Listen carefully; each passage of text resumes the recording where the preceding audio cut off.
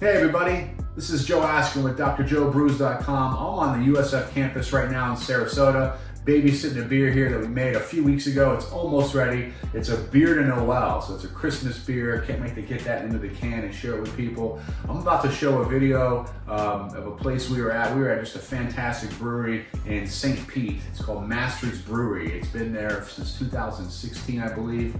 And Matt and Dahm is the owner. He invited us in. He's a big part of our program. And we also have Adam Stack, who teaches in our program. Adam's from Yinling, and we're working with some students, and they made a Gruit beer. So we get to make a beer without hops. So I can't wait for you to check this video out. Hope you enjoy it. So welcome to Mastry's. I love this location. It's right on the main drag there in St. Pete Beach, the actual first brewery on the beach there. So Matt and Danie Dahm are the owners. I know that Matt developed this concept in an Italian restaurant. It was a nano brewery in St. Pete, and then eventually they opened up this location, this brick and mortar location in 2016. It's named after Matt's grandmother, Juliet Mastry. It's an interesting story.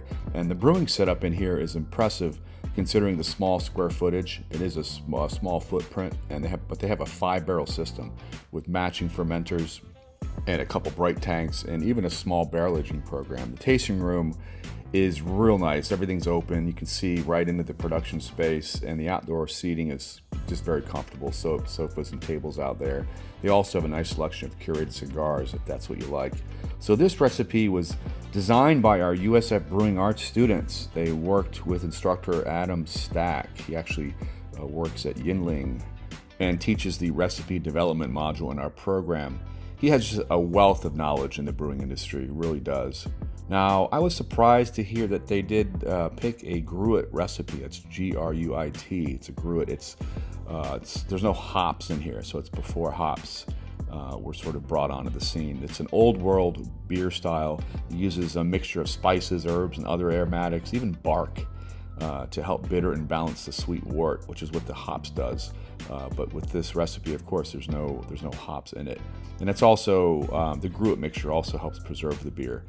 It was ironic, though, that these students picked the Gruit style because I was just at a brewery called Gruit Brewery in Ghent, Belgium. So I found it interesting because it's a rare style. You don't see this a whole lot. Now, this Gruit mixture was used in all ancient ales before hops was discovered. It was actually mandatory. It was a mandatory ingredient in all German beers up to around 1000 AD. The Gruit concoctions that they would come up with back then were kept secret because it was used by the government to also control and regulate brewing. So check out this recipe. Here it is on the clipboard. We used Pilsen and Carapils malt. The Pilsen, which is just a 2-row barley, it made up a majority of the grain bill, 94% actually. And so this makes sense because the goal was to produce a fresh, clean canvas. So the spices that we used popped out, and that's sort of what we wanted to showcase. Obviously, it's a Gruit beer, so we wanted to have those up front there. We had the classic combination of Gruit ingredients. We had common myrtle, or also called sweet gale, or bog myrtle. So it's a very ancient ingredient. It's used in teas. It's medicinal. Has like a sweet, spicy scent to it. It has like a waxy gland on the leaves. This is the yarrow flower. It's an ancient plant. It's also used medicinally. Used to stop bleeding. Can be called devil's nettle too. It's known to have like this sweet licorice flavor with a bitter finish. And then we have, of course, the rosemary. We know rosemary, savory oils, piney scent, very obvious there. And then we have Matt. He's zesting some lemon for the recipe. Quite a few lemons here. Also some coriander in there as well. Coriander and citrus, it's a pretty common ingredient also in wit beers and in gozas. Just a brilliant combination. Definitely helped with this Gruit recipe we have here. Say hi to Ray. He's on the left there, the head brewer, and we have Brian in the red shirt and Carl. They're the students there. Actually, Brian in the middle there in the red, he's an intern here at Mastry's. So they're just milling the grain, the malt that I talked about. So they measured it out, and then they're passing it through the mill, which actually is kind of an excellent little device there, a little piece of equipment you can kind of see through there. So it's crushing, or cracking, I should say, the grain. And it's all about just increasing the surface area of the grain that we're putting in, so we have a better mash stage. So we're getting the water ready. We're back in front of the system here, and the strike temp on this was 170. So we're putting water into the far right mash tun there that Ray's setting up. He's just getting everything ready to go so we can mash in at 156. All right, so I'm going to hand it over to Matt Dahm. I got a great opportunity here to record Matt talking a little bit. He's talking about their brew setup, their system, their overall philosophy. Just a great conversation. Thanks, Matt. Everybody knows their barrel terminology now, so I don't have to worry about explaining that. Our setup is a dual vessel. So we have our combo mash tun as well as our boil kettle and whirlpool. So very common setup for most of your smaller brewery brew pub styles. When you go to your larger breweries, you'll see your 3-vessel, 4-vessel systems where they will actually isolate each process for the brewing process, depending what they have going on. You go over to Yingling, you're literally going to see a giant tank for every single step of the process. Again, this, like I said, much more of that brew pub style setup where footprint is a commodity. As you can see with the space here at Mastry, it's like we don't have a ton of space, so we have to compact, be efficient. Even with all of our tools, almost everything's on a reel, a cart. It's the best setup between a homebrew system, where you're used to having giant pots, to having also the benefits of what you get out of a professional brew system. We don't have a whole lot of items hard piped here. And for multiple reasons of A, it was a whole lot cheaper to buy it that way. But B, it gives us a lot more diversity in how we brew based on the type of beer we're brewing. And sometimes if we want to use some homebrew techniques versus, professional style, process, we kind of get some of the best of both worlds here.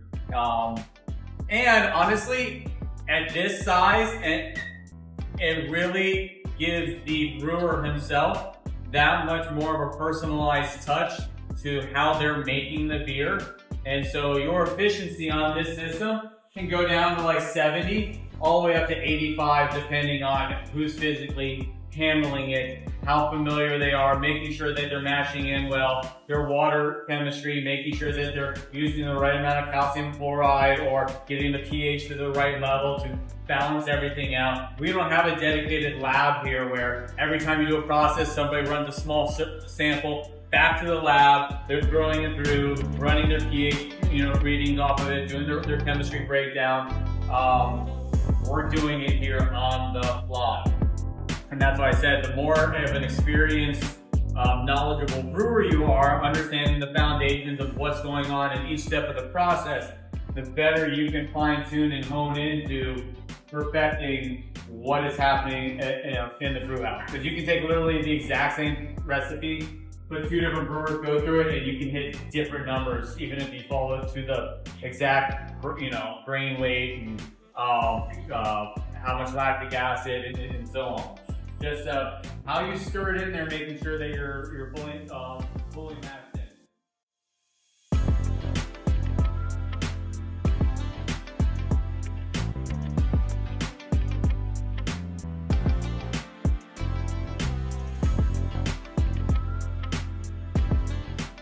The good news about the tankless hot water heater, we don't have a giant hot liquor tank sitting around taking up space.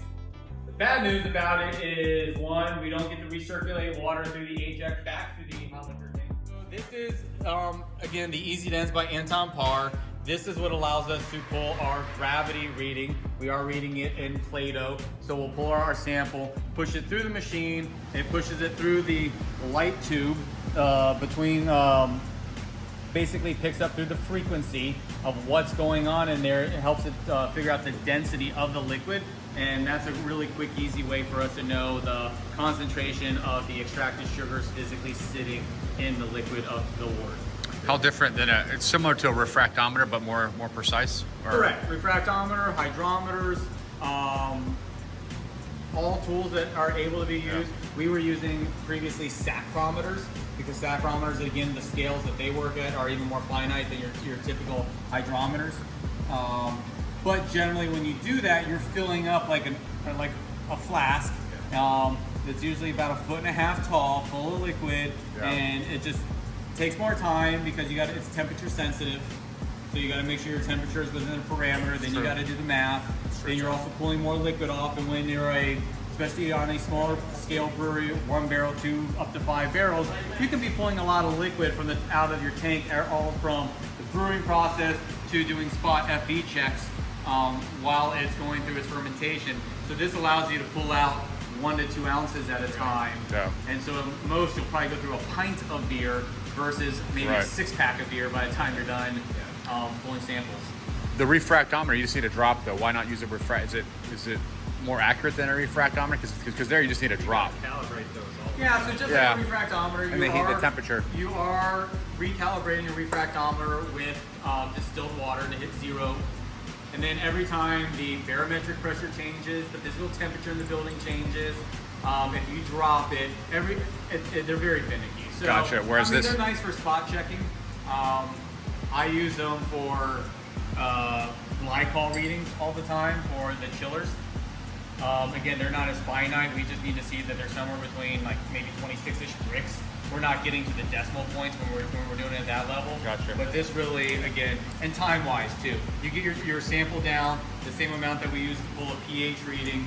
I mean, you see here, we're literally just throwing 5 milliliters through it, and it tells you within seconds. Now he's checking the pH now, right? Yeah, so over here, pretty standard Milwaukee pH meter. It's got both a temperature and the pH probe on there. So versus having to spend the $20,000 for, like I said, the Alex 5000, which will literally break down everything. I mean, the tool's fancy enough, it'll go through, it'll give you the alcohol, the SRM, the calorie count. It does have to be calibrated from time to time, but then that way, whoever is the lab tech, they can also do some of those tests independently to test for consistency. And again, because any of those labs, like the Three Daughters lab, which was certified, I don't know if it still is, but was certified at some point for TTB certification. That means that they were a lab that was able to bring anybody's beer in and test it for all the statements. Exactly. So, ironically, in the beer industry, it's kind of funny. Either if you put your ABV on the can, you got to be within 0.01% of accuracy. But if you don't put it on at all, it doesn't matter. That's why you see some without it. Yeah. That's why the majority of them out there don't have ABV on the can. Why we all go to Untappd looking for what the ABV is, because like I said, the level of accuracy that you have to be if you publish it has to be super close. Here at Mastry, we like using the local water. To me, that's kind of part of the touch of how I feel like knowing it's a local beer, because the only real local thing that we can use is the water. So we do run it through a couple series filter banks, pull out any of the sediment. We do have some carbon filters in there to, again, help the chlorine level.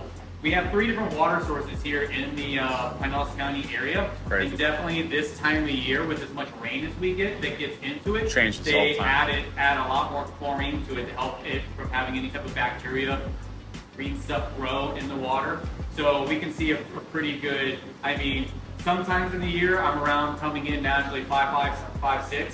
Sometimes a year I'm hitting almost 7 on the pH. Jeez. Coming in. Wow. So, and of course we know the level of grains, depending if it's lighter or darker, the acidity in that will definitely help change up the water profile. After that, lactic acid.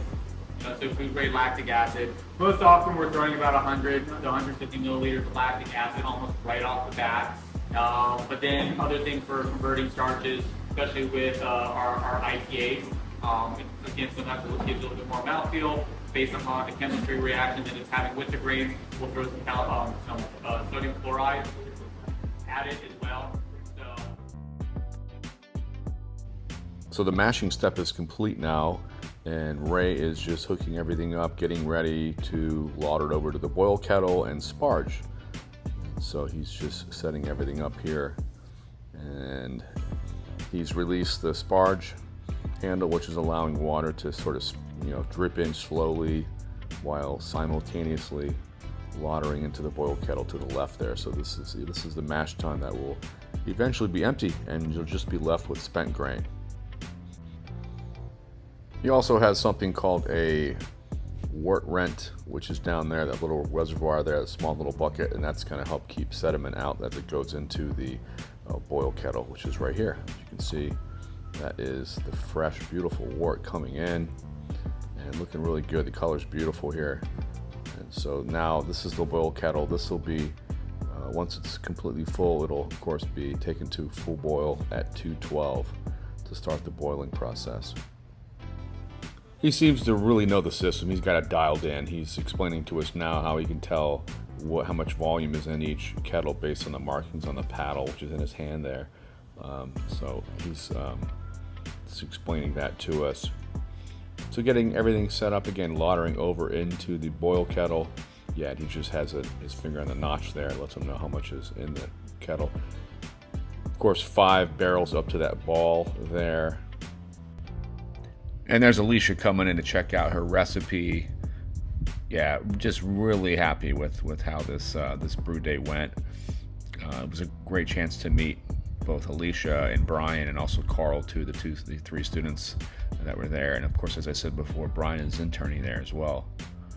So taking out the grain, taking out the spent grain, this will be distributed to local farms. They have a relationship with the farmers that take and use it for cattle feed and to feed pigs and hogs and everything else. So that's sustainability loop in action here. So getting ready to put in the Gruit additions. So this is just a look at that, how we did that. We of course weighed them out, followed the recipe, and it was in 2 different additions. So getting them all together here, and looks, yeah, we're at a full boil in the boil kettle, as you can see, maxed out here, almost all the way up at the top there.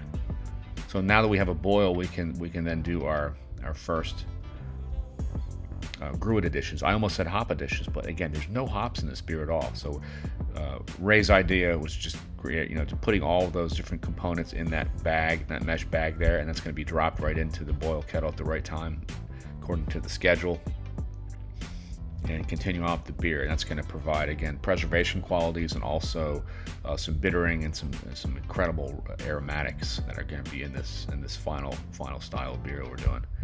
Just tying it on there so we don't lose it, and away we go. So we are finishing up with the boil phase on this recipe here. So Ray's just getting all the hoses and clamps set up and the pumps, and pretty efficient at it here, as you can see. Looks like he's done this before. So yeah, it's real important to get everything set up before the next step, which will be running that hot wort through, of course, after whirlpool. I think we're whirlpooling right now, or about to, and then we're going to run the hot wort after it's whirlpooled through a heat exchanger to cool it down to get it ready for the yeast, to pitch the yeast. So just getting everything set up and ready to go. Pumps. Sanitation is key here, right, folks? As soon as we start dropping the temp, then we're really concerned about the sanitation, the sanitary environment here. So getting everything set up, doing some final calculations, and then the next bit of video here, you're seeing us transfer the wort through the heat exchanger and then into the fermenter. Now I know we hit a 17.3 Plato on this beer at the first runnings. That's what was tested, and we're going to then, of course, transfer it through the heat exchanger, which drops it down to a much cooler temperature, and we're going to ferment it at 68 degrees Fahrenheit. So that was the goal here. That's the heat exchanger right there.